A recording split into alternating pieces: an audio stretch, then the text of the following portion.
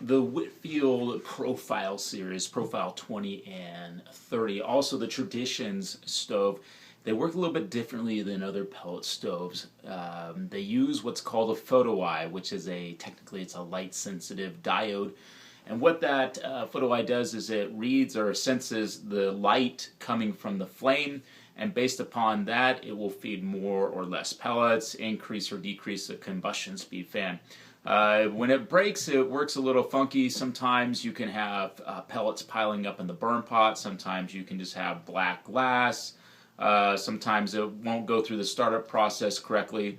That can be, sometimes it's just that the photo eye has gotten dirty. It needs to be taken out and cleaned.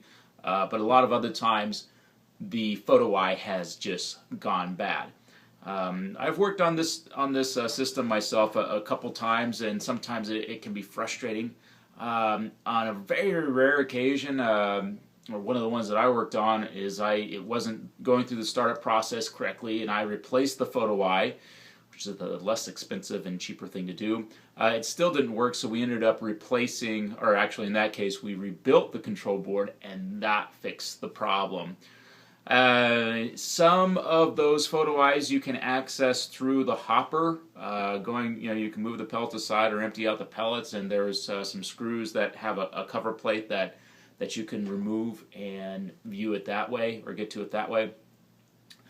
Some other ones, and I'm not sure which is which yet. I haven't explored it that much and haven't been able to find out online. But if there's not that cover there that you can take off inside the hopper, then from the back of the stove, you can take out the convection fan.